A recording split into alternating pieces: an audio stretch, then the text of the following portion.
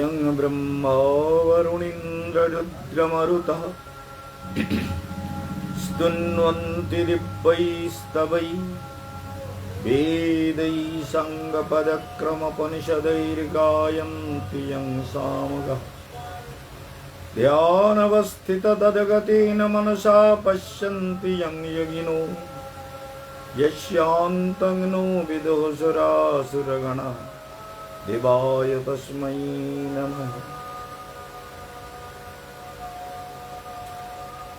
ॐ श्रीं ह्रीं श्रीं कमले कमलालये प्रसीद प्रसीद श्रीं ह्रीं श्रीमहालक्ष्मै नमः। ॐ श्रीं ह्रीं श्रीं कमले कमलालये प्रसीद प्रसीद श्रीं ह्रीं श्रीमहालक्ष्मै नमः। ॐ श्रीं ह्रीं श्रीं कमले कमलालये प्रसीद प्रसीद श्रीं ह्रीं श्रीमहालक्ष्मै नमः। प्रारंभ में नित्य लीला प्रविष्ट भक्त हृदय वनदेव स्वामी महाराज उनके चरण कमलों में मेरा प्रणाम निवेदन करके उनका आशीर्वाद प्रार्थना करता हूँ। आप सभी विद्वज्जन वैष्णवजन भक्त वृंद स्नेहमयी करुणामयी मातृशक्ति सभी को मेरा हार्दिक अभिवादन है। तो आप ये जो काल चल रहा है, ये जो समय चल रहा है, समय बहुत प्रभावशाली है धर्म के लिए। ये बहुत जरूरी है सप्त शुद्धि का। जैसे किस देश में आप साधना कर रहे हैं, देश शुद्धि, अगर गंगा जी का तट हो, यमुना जी के तट हो, जैसे देवराहा बाबा के बारे में जो लोग जानते हैं, मैंने कई बार वृंदावन में यमुना के तट पर जब वो रहते थे तो मैं कई बार उनके पास गया और उनके बहुत सारी चिंता भावनाओं को हमने देखा। एक बार तो पानी के अंदर बहुत पानी भरा हुआ था, तब भी हम नाव में भर के दिल्ली के भक्तों को लेकर के गए थे देवराहा बाबा के पास। तो इन्हें हमने देखा कि एक योगी देवराहा बाबा कैसे जीवन व्यतीत करते हैं। देवराहा बाबा का समाधि मंदिर आपने देखा जो वृंदावन में ब्रिज बना हुआ है, उसके बाएं तरफ अर्थात प्रेम मंदिर से आते समय बाएं तरफ पड़ता है देवराहा बाबा का समाधि मंदिर। तो देवराहा बाबा इतने बड़े योगी महात्मा थे, उनकी साधना, उनका जीवन, उनके तपस्या, ये सब हमारे लिए प्रेरणा के कारण बनते हैं। इसलिए लक्ष्मी, ये जो काल है, काल बहुत बलवान है। देश भी, देश की शुद्धता, वृंदावन जैसे भगवान की लीला भूमि है, यहाँ हजारों साधु संत आते हैं, सभी में साधुत्व नहीं जगता, सब लोग साधुत्व को प्राप्त नहीं कर पाते, सब लोग तपस्या में अपने मन को उस स्थिति में नहीं ले जा पाते जहाँ उसको पहुँचना चाहिए। लेकिन बहुत से साधु हैं जो साधना में बहुत आगे बढ़ते हैं, लेकिन बाहरी भावों को, जैसे मैंने मुरारी बापू के कहा, देवी चित्रलेखा के बारे में कहा, ये सारे पापी है। ऐसे कथा करने से ही भक्त नहीं होते, साधु नहीं होते, या गाना गाने से ही साधु संत नहीं बनते। ये तो सारे जीवन का प्रॉब्लम तैयार करते हैं। इन लोगों को कभी भी भरोसा नहीं करना चाहिए। धर्म के मार्ग में भी ये लोग बहुत जटिल प्रकृति के लोग हैं। इनके जीवन को आपको हमेशा ख्याल रखना चाहिए कि इन लोगों पर हमको भरोसा नहीं करना है। इसलिए साधु को, बाजार में आप जाते हैं बैगन खरीदने के लिए, तब भी आप बैगन को देखते हैं घुमा फिरा के, छेद तो नहीं है, कीड़े तो नहीं लगा। भिंडी को खरीदते हैं तब भी देखते हैं, लौकी को खरीदते हैं तभी देखते हैं कि ये सूख तो नहीं गया, या ये पक तो नहीं गया, नरम ठीक कच्चा तो है। तो इस तरह से हर चीज़ को हम देख लेते हैं। लेकिन साधु के बारे में आपको थोड़ा तो जान लेना बहुत जरूरी है। जो साधु वास्तव में तपस्या नहीं करता, जिनके जीवन में तपस्या नहीं है, जो साधना के मार्ग में आगे नहीं बढ़ पाते, ऐसे साधु के पास जाने से जीव का कल्याण नहीं हो पाता। इसलिए देखिए, यहाँ पर देवता असुरों का मित्रता हुई। ये मित्रता होना तो बहुत जरूरी था, क्योंकि हम हमारे अंतर में, हमारे हृदय में जो भी भावनाएं हैं उनमें एक समन्वय होना। जैसे भगवान कहते हैं सूत्रे मणि गणा इव। अच्छी तरह से इस बात को ध्यान दीजिएगा, बहुत सारे विचार इसमें आता है, ध्यान देकर सुनिए। जैसे कि ये अनंत ब्रह्मांड भासे बिरोजार जले, बांग्ला शब्द है, माने कारण समुद्र में, गजल ओशन, कारण का समुद्र जहां अनंत ब्रह्मांड भसता रहता है। तो इसलिए आप देखिए वैज्ञानिक लोग भी आज गवेषणा करते करते ऐसे जगह में पहुंचे जहां पर देख रहा है कि वहां पर मनुष्य है 1000 अलग वर्ष दूर में। ऐसा एक जगह है जो पृथ्वी से भी अच्छा है, पृथ्वी में जैसे सारे सुख सुविधाओं के लिए जीव के व्यवस्था है वहाँ और भी अच्छा है। तो बहुत सारे लोग हैं और कितने लाखों सौरलोक मिले हैं, कितने लाखों ग्रह नक्षत्र मिले, जिसका कोई हिसाब नहीं। तो इसलिए जो पहले ऋषियों ने कहा, जो पहले भगवान के मुख से निकले शब्द, वो सारे सत्य है।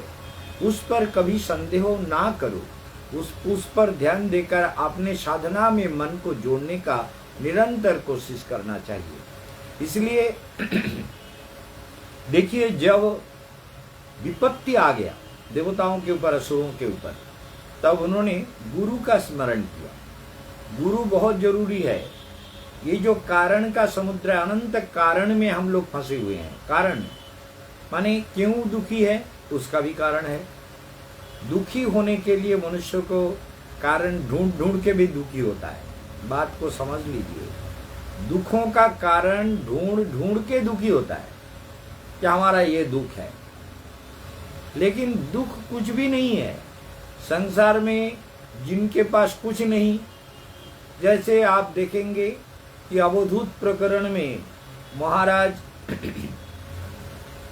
जिसको कहते हैं यदुवंशी, महाराज यदु, जो कृष्ण के पूर्वज थे, जजाति महाराज के ज्येष्ठ पुत्र यदु महाराज जब भारत का भ्रमण कर रहे थे अपने रथ में, तो देखा एक पीपल के पेड़ के नीचे एक साधु बाबा पीपल के जो जड़ है उसको सिरहाना बना के ताकिया की तरह इस्तेमाल करके उसमें लेटे हुए हैं, आनंद से लेटा हुआ है।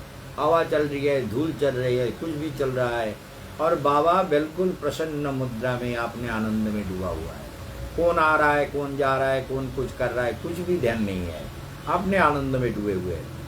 तो जजाति महाराज यदु महाराज रथ से नीचे उतरे, जाके उनको प्रणाम किया, कह के बोले हे ब्राह्मण, कुतो बुद्धिरियम ब्राह्मण, आपकी ऐसी जो आनंद है, मुखमंडल है, प्रसन्नता है, निर्मलता है, ये जो निर्मल हंसी हास्यमय मुखमंडल आपका, जो आनंदमय आपकी मुखमंडल है, ये मुझे क्यों नहीं मिलता?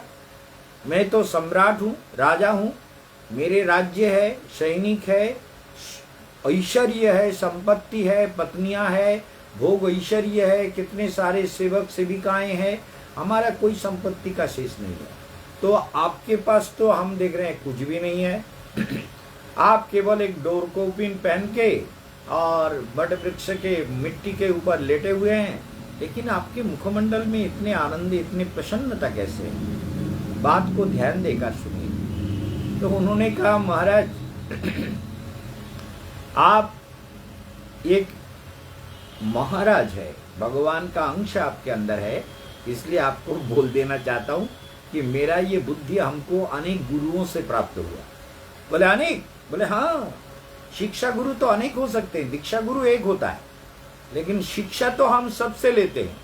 एक बच्चे से भी कभी कभी ऐसा शब्द निकल जाता है जो हमारे लिए शिक्षा का विषय बन जाता है। मेरे जीवन में ऐसे बहुत सारी घटनाएं हैं जिसे आपको बोल के समाप्त नहीं कर सकते।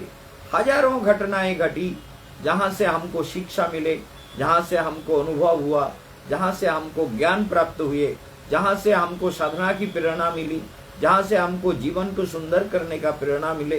तो ये सारे जो है, ये जीवन में जो लोग सारग्राही होते हैं, सार जो उसको जिस्ट को लेना चाहते हैं, शिक्षा को लेना चाहते हैं, वो कहीं से भी ले सकते हैं। इसलिए ये जो अवधूत है, ये अवधूत प्रकरण है। अवधूत के 24 गुरु, 24 गुरु समझ लीजिए। तो कहते हैं हमारा 24 गुरु है, उनसे हमने ये शिक्षा प्राप्त किया। पृथ्वी में प्रथमम गुरु, सोच लीजिए, पृथ्वी को भी गुरु बनाया। बोले क्यों? बोले ये सहन करता है सब कुछ। कोई पाप करे, कोई पुण्य करे, कोई पूजा करे, कोई यज्ञ करे, कोई अपराध करे, कोई खून करे, कोई डकैती डाका डाले, कुछ भी करे, कोई भी अपराध करे, लेकिन पृथ्वी माता जो है, ये धरित्री माता सबको धारण करती है, किसी पर विद्वेष नहीं करती। इसलिए सहनशीलता साधु के जीवन में, जो सहे वही साधु है। सहनशीलता महाप्रभु ने भी कहा, चैतन्य महाप्रभु ने, कि देखो साधु का पहला गुण है प्रणादोपि सुनिचेन तरोरिवो सहिष्णुना। वृक्ष से भी ज्यादा, वृक्ष जैसे सब कुछ सह लेता है। कोई उसके नीचे खड़े होकर के धूप से बचता है, बारिश से भी बचता है, कुछ भी वृक्ष के नीचे रहकर होता है, उसका फल भी खाता है, और फिर कभी उसका डाली भी तोड़ के ले जाता है, तो वृक्ष कुछ नहीं कहता। तो इसलिए वृक्ष के जैसा सहनशीलता अपने जीवन में आना चाहिए। तो देवता असुरों में मित्रता हुई, समुद्र मंथन का प्रारंभ हुआ। पहले हलाहल विष निकले, हलाहलम अग्रता। तो ये जो जहर होता है, कामना वासनाओं के जहर, इसी से सारा संसार दुखी होता है। इसको ध्यान में रखिए। देवताओं में, इसलिए काल मैंने बार बार कहा था, ब्रह्मचर्य का रक्षा करना जीवन में बहुत जरूरी है। ब्रह्मचर्य का पालन किए बिना जीव सुंदर नहीं होते, उसमें आत्मविश्वास पैदा नहीं होता, उसके तपस्या की शक्ति जागृति नहीं होती। तपस्या की शक्ति तभी जागती है जब वो ठीक प्रकार से ब्रह्मचर्य का पालन करें, मौन व्रत का पालन करें, मंत्र का जप करें, ईश्वर प्रणिधान करें, तभी उसके जीवन में कल्याण होता है। इसलिए देवताओं ने क्या किया, ये चारों तरफ ये दुख देखा। विलक्कतम देववरम त्रिलोक्य भवाय देवाभिमतम मुनिनाम। सभी मुनि ऋषि सब व्याकुल हुए कि क्या करें, ये जहर से कैसे बचे। देखिए, सबको ये कामना रूपी जहर, संसार का सबसे बड़ी बीमारी यही है, कामम हृदरोगम। हृदय का बीमारी है यही, हृदय में काम बसा हुआ है। दुखी क्यों है? बोले हृदय में काम बसा हुआ है। जो कामना के जगह में भगवान को बसा लें, भगवान के साधना में मंत्र गुरु के उपदेश को बसा लें, फिर उसको दुखी होना नहीं पड़ता। इसलिए जो गुरु के मंत्रों का, गुरु के आदेश का, गुरु के सेवा में अपने जीवन को उत्सर्ग करता है, वो कभी दुखी नहीं होगा। इसलिए ये जो उपद्रव शुरू हुआ, जहर का प्रभाव शुरू हुआ, तो इसलिए क्या कहा, तपोजुषानाम स्तुति भी प्रणेशु। सबने क्या किया, सबने मुनिगण का अभिमत, मुनियों का यही मत है। मुनियों ने कहा कि एकमात्र महादेव ही हमको इससे बचा सकते हैं। देवादिदेव महादेव, महाकाल, जो नागेश्वर, नागेशम दारुका बने, और ये उज्जैन्याम महाकाल्याम, उज्जैन में महाकाल के रूप में, जो करिडेर अभी महामंत्री प्रधानमंत्री ने उद्घाटन किया, उज्जैन में महाकाल है। दारुका वन में हम लोग गए, गोपी तालाब के पास में, जो दारुका वन में क्या है, नागेशम, नागेश्वर शिव यहाँ पर विद्यमान है। इन शिव लिंगों में दिव्य ज्योतिर्लिंग है ये।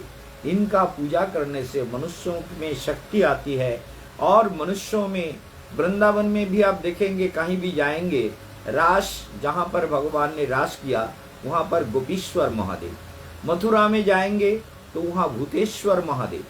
भूतेश्वर महादेव में हम लोग इस समय बस खड़ा करके जा नहीं पाते, लेकिन भूतेश्वर महादेव में कात्यायनी का गुहा है, जो कात्यायनी माता वहाँ तपस्या किए थे, बहुत नीचे है वो। और भूतेश्वर महादेव मथुरा में है। और आगरा में 84 कोस के अंदर पड़ता है वृद्धेश्वर महादेव। आप देखेंगे गोवर्धन में चाकुलेश्वर महादेव, काम्योवन में कामेश्वर महादेव। इस तरह क्षेत्रपाल शिव के रूप में वृंदावन के सभी स्थान में महादेव विद्यमान है। तो महादेव के कृपा के बिना ब्रजभूमि का दर्शन भी नहीं होता और जीव के साधना में भी पुष्टि नहीं होती, साधना में शक्ति नहीं मिलती। शक्ति मिलने के लिए महादेव की कृपा बहुत जरूरी है, क्योंकि महादेव जगत गुरु है, महादेव देवादिदेव है। महादेव सदाशिव तत्व विष्णु से अलग नहीं है। विष्णु और शिव एक ही तत्व है। जब रुद्र रूप में प्रकट होते हैं तब शिव तत्व से अलग हो जाते हैं। वो तो रुद्र रूप अलग है, लेकिन शिव जो है सदाशिव, ये विष्णु से कभी अलग नहीं होते। विष्णु और शिव एक ही तत्व है, लेकिन शिव गुरु है और विष्णु भगवान है। शिव के कृपा के बिना भगवान को नहीं पा सकते, क्योंकि गुरु कृपा ही भगवान को पाने का मार्ग है। इसलिए मुनियों ने कहा कि शिव का स्तुति करो, शिव को प्रणाम करो, शिव को प्रार्थना करो कि जहर से बचाए। तो ये कामना वासनाओं के जहर से कौन बचाता है? गुरु बचाते हैं। गुरु बचाएगा, गुरु आपको रक्षा करेगा। गुरु के प्रति अगर समर्पण भाव है, मैंने जीवन में ये प्रैक्टिकल देखा है। आपने गुरु को, आपने शिक्षा गुरु को, जिनसे मैंने व्याकरण पढ़ा वृंदावन में, हरिदास शास्त्री जो कालीदह में थे, नवरत्न, बहुत बड़े विद्वान, इतने बड़े विद्वान जिसका कोई सीमा नहीं है, जिन्होंने कितने सारे ग्रंथ लिखे, कितने सारे ग्रंथ, और सरकार के तरफ से सारे ग्रंथ लिखने के लिए तो सरकार ने, उन्होंने लिखा, लेकिन सरकार ने सारा पेपर्स जो उनके किताब छपने के लिए जो भी किताब पेपर्स मिले, वो सब पेपर्स फ्री में हरिदास शास्त्री को दिया। ना जाने कितने सारे ग्रंथ लिखे हरिदास शास्त्री, इतने बड़े विद्वान मैंने जीवन में नहीं देखा। तो इसलिए उनके पास व्याकरण पढ़ते थे, वो भी मुझे बहुत, तो उनका भी हमने सेवा किया, उनका आशीर्वाद मिला। सिद्ध महात्मा कृष्णदास बाबा वृंदावन में मौनी बाबा कहते थे, वो दावानल कुंड में पहले रहते थे, बाद में नंदगांव में रहते थे। उनका भी मैंने बहुत सेवा किया, बहुत आशीर्वाद मिला। वो कहते थे बड़ा वक्ता जो है, बड़ा लेक्चरर, मुझे कहते हैं बड़ा वक्ता, बड़ा वक्ता। वो बड़े वक्ता कहाँ है? बड़े वक्ता जो है, बड़े लेक्चरर जो है, वो कहाँ है? कोई भी जाता था नंदगांव में, हमारा भजन कुटीर है ना, वहाँ इंटर कॉलेज है, भजन कुटीर है, वहाँ पावन सरोवर हमारा है, पावन बिहारी का मंदिर हमारा है, सनातन गोस्वामी का भजन कुटीर भी हमारा है। तो इसीलिए वो कोई भी जाके प्रणाम करता था तो मेरे बारे में जरूर पूछते थे। बड़े वक्ता जो है, वो लेक्चरर, मेरा नाम कभी नहीं लेते थे, वो कहाँ है? तो इसलिए गुरुजी का जो आशीर्वाद मिला, भोजन करते करते जो भी चीज अच्छा लगता था वो मेरे लिए थोड़ा छोड़ देते थे, कहते थे इसे केशवानंद को देना। तो मेरे जीवन में ये सब दिव्य महापुरुषों का अनुभव प्राप्त हुआ, उनका सेवा हमने किया। तो इसलिए महादेव का सेवा भी हम लोगों को करना है। प्रजापतय ऊचुः, सभी देवताओं ने मिलकर, प्रजापतियों ने मिलकर, दिक्पालों ने मिलकर, सब ने मिलकर महादेव को स्तुति करने लगे। मुनियों ने कहा, मुनियों ने, ऋषियों ने कहा कि महादेव ही एकमात्र तुमको रक्षा कर सकते हैं, इस वासनाओं के बीच से महादेव ही रक्षा कर सकते हैं। इस बात को ध्यान दीजिए। तो जीवन में गुरु के प्रति महादेव वास्तव में महादेव गुरु तत्व है। तो महादेव के प्रति श्रद्धा हो तो वृंदावन का दिव्य दर्शन भी आपको होगा। जैसे अभी आप लोग वृंदावन में मेरे साथ जा रहे हैं, चित्रकूट में 30 तारीख को हम लोग रवाना होंगे। उस दिन छठ पूजा भी है, इसलिए थोड़ा जल्दी निकलिएगा। छठ पूजा के कारण थोड़ा रास्ता में भीड़ या जाम लग सकता है, इसलिए जो लोग हमारे साथ उस दिन जाएंगे, करीब 109-10 आदमी जाएगा। पहले चार आदमी जा रहा है चित्रकूट, ये 4 लोग पहले पहुंचेंगे। ये लोग पहुंचेंगे 29 तारीख को और हम लोग पहुंचेंगे 31 तारीख को। ये किचन का सारा व्यवस्था लेकर के सेक्रेटरी के साथ ये 4 लोग वृंदावन में 29 तारीख को पहुंच जाएंगे। इसलिए आप लोगों को यही कहना है कि देखिए कैसे देवताओं ने भगवान महादेव का स्तुति किया। देव देव महादेव भूतात्मन भूत भावना त्रयिनः शरणपन्यांस्त्रैलक्य दहनाद विषात्। त्रैलोक्य दहनाद विषात्, जहर से त्रिलोक दुखी है, जल रहा है। यही बात है, यही सत्य है। त्रैलोक्य, देवलोक हो, अंतरिक्ष लोक हो या भूलोक हो, सारे लोगों में प्राणी दुखी क्यों है? ये भूत प्रेत पिशाच यक्ष रक्ष किन्नर गंधर्व डाकिनी शाकिनी चौषट्टी जोगिनी, इनको भी दुखों का कारण यही है। कभी कभी किसी के कंधे पर इनका भर हो जाता है, इनका उन पर आवेश आ जाता है। क्यों? ये दुखी है, ये सब दुखी है। ये त्रिलोक की क्यों? कामनाओं के कारण। प्रेत जोनि में जाकर भी प्रेतों से हमने बात किया, भूतों से बात किया, भूत जिसके ऊपर भूत आया उससे भी बात किया, कई लोगों से बात की है, कई भूत प्रेतों को हमने देखा, कभी भूत प्रेतों से बात भी हुई। तो ये जो हमने देखा, ये लोग दुखी है। किसी को आश्रय लेके उसके शरीर में रहना चाहता है। बहुत सारी घटनाएं मेरे जीवन में घटी है, तो आपको तो ये सब कहानी सुनने का जरूरत नहीं है, लेकिन इतना कहना चाहता हूं, त्रैलोक्य दहनाद विषाद। त्रैलोक्य, तीनों संसार, जो भूलोक, भूवलोक और देवलोक, ये सब में कामनाएं हैं। देवताओं का भी पुण्य कमाने से देवलोक में चला जाता है, लेकिन पुण्य क्षय होने से फिर उसको मृत्यु लोकम विशंति, ये मृत्यु लोक में फिर आके जन्म लेना पड़ता है। एवं त्रयी धर्म मनु प्रपन्ना गतागतम काम कामा लभंते। एकदम भगवान ने साफ कह दिया, कामो कामा, ये काम ही तुमको ये गतागति जन्म मृत्यु का चक्र इससे मुक्त होने नहीं देता। कभी तुम देवता बनते हो, कभी यक्ष रक्ष किन्नर गंधर्व भूत प्रेत पिशाच के जन्म में जाते हो, कभी पृथ्वी लोक में आकर कर्मों के अनुसार मनुष्य बनते हो, या और पशु पक्षी कीट पतंगा आदि के जन्म में चले जाते हो, वृक्ष लता के जन्म में चले जाते हो। तो भगवान ने यही कहा कि ये जो जीवन है तुम्हारा, सच समझ लो, तो ये जीवन को तुम्हें तपस्या करना है, नहीं तो महादेव के कृपा, गुरु कृपा, मंत्र का जप, साधना का अभ्यास किए बिना तुम्हें मुक्ति नहीं मिल सकती ये काम प्रवृत्ति से। और ये काम ही तुम्हारा गतागति का कारण है, काम ही तुम्हारा जन्म मृत्यु का कारण है, काम ही तुम्हारा दुखों का कारण है। दुख, जो भी दुख तुमको मिल रहा है, हाय हमको ये नहीं मिला, बहुत कुछ मिला उसमें संतुष्टि नहीं है, जो नहीं मिला उसके लिए दुखी हो रहा है। इसलिए जो भी मिला है उसमें संतुष्ट सततम योगी। देखिए, हमको बहुत से भक्त लोग कहते हैं, महाराज जी आप आश्रम के पास एक जमीन है उसको ले लीजिए, लेके यहाँ और एक गेस्ट हाउस बना दीजिए। मैं आराम से बना सकता हूँ, लेकिन मैंने कहा ऐसा नहीं करूंगा, ऐसा करना मेरे लिए उचित नहीं है, क्योंकि भविष्य में जितना संपत्ति बढ़ेगा उतना विवाद का कारण बनेगा।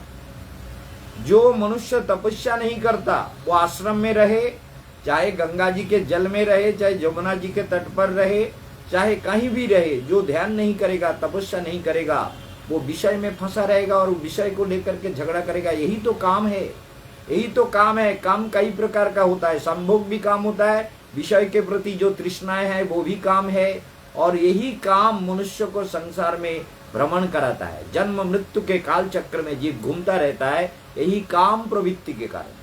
इसीलिए काम सबको दुखी करता है, सबको, देवताओं को भी, और यक्ष रक्ष किन्नर गंधर्व भूत प्रेत पिशाच को भी, और मनुष्य के लेकर जो शार्क है, मगरमच्छ है, जो क्रोकोडाइल है, कछुए हैं, मछली है, सभी प्राणियों में दुख है।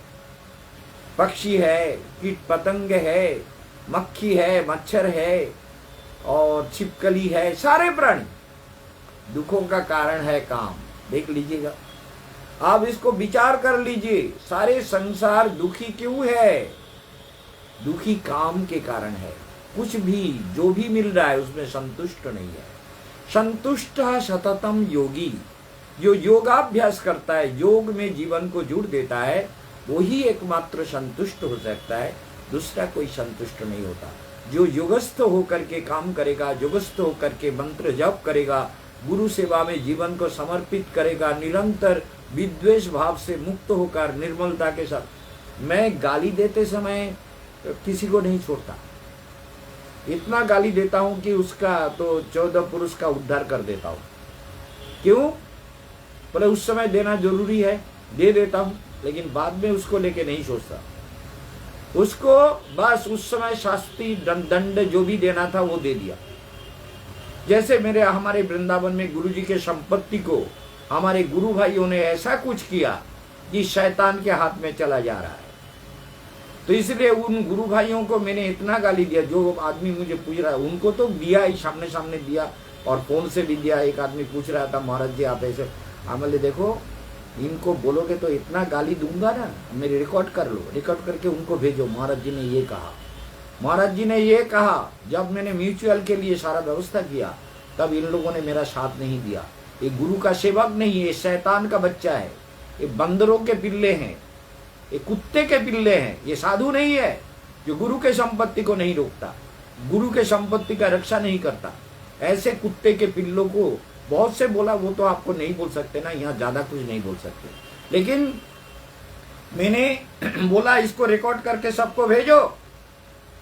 मैंने उनको कहा कि मैं जिम्मेदारी लेता हूं, आप लोग सब मुझे साथ दीजिए, मैं इसका व्यवस्था कर ही दूंगा। व्यवस्था तो करके मैं कर देता हूं सबको। व्यवस्था करने में मुझसे ज्यादा प्रभावी ढंग से कोई नहीं निपट सकता। मैं संसार में कुछ और पावर लेकर आया हूं।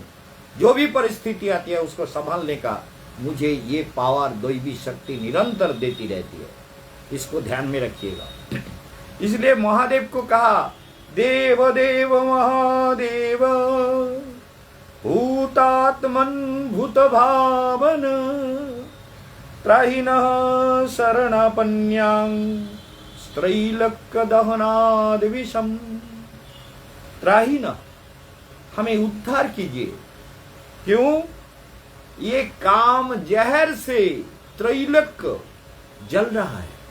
मनुष्य में ये त्रिताप यंत्रणा ये भोगना पड़ रहा है, इससे मुक्ति किसी को नहीं मिलती। इसलिए महादेव को प्रार्थना किया। सभी देवताओं ने, सभी प्रजापतियों ने, सभी दिक्पालों ने, सब ने मिलकर।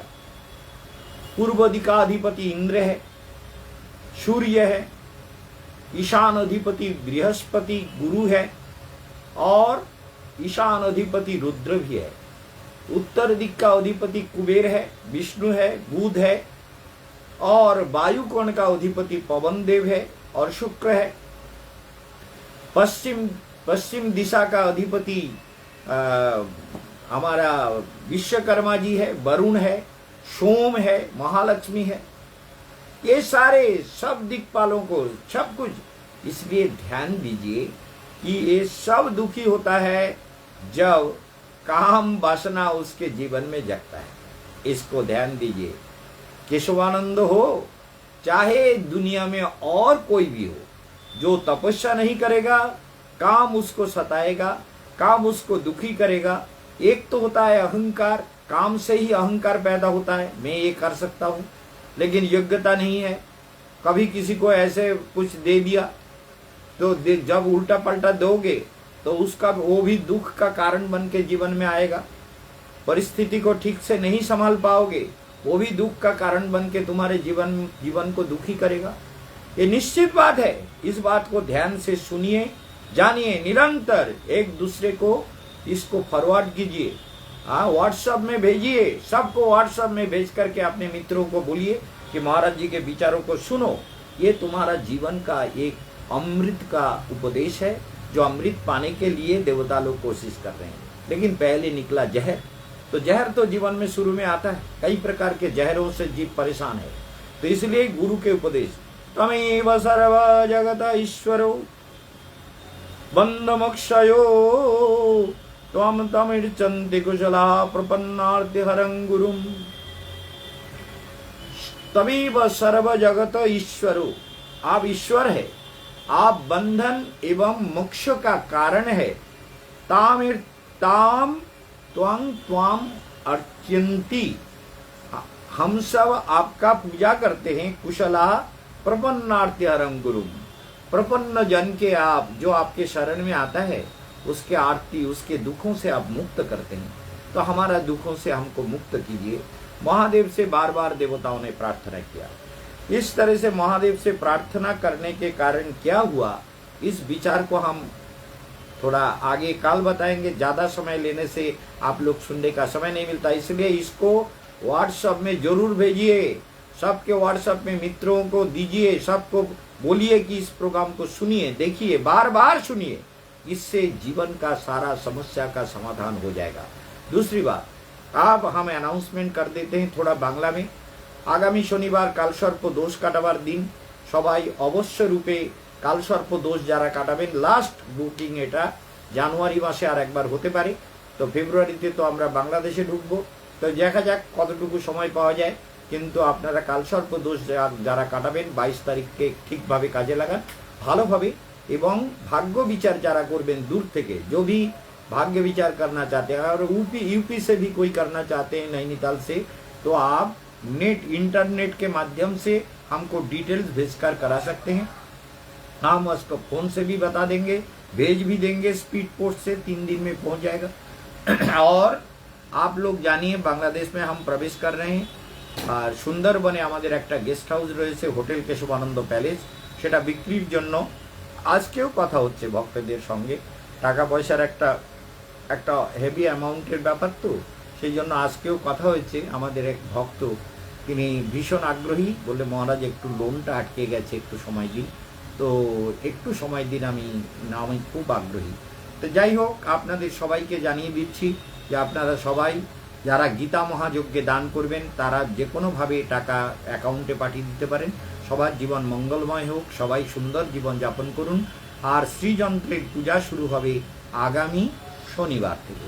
শনি, রবি, সোম, মঙ্গল, বুধ, এই 5 দিন শ্রীযন্ত্রমের পূজা। তার পূজার জন্য কেশর, নাগ কেশর এবং নাগ চাপা, এই 3টে সবাই নিয়ে যাচ্ছে, সবাই এখান থেকে নিয়ে যাচ্ছে। কেশর, নাগ চাপা এই 3টে পুজোতে বিশেষভাবে লাগাবেন এবং পূজার বিধান আমরা দিয়ে দেব। শ্রীযন্ত্রম সব কিছু মিলে 2100 টাকা দাম, সেটা নিয়ে যেতে পারেন। সবাই ভালো থাকুন, আজকের এখানে বিশ্রাম। ওম শান্তি।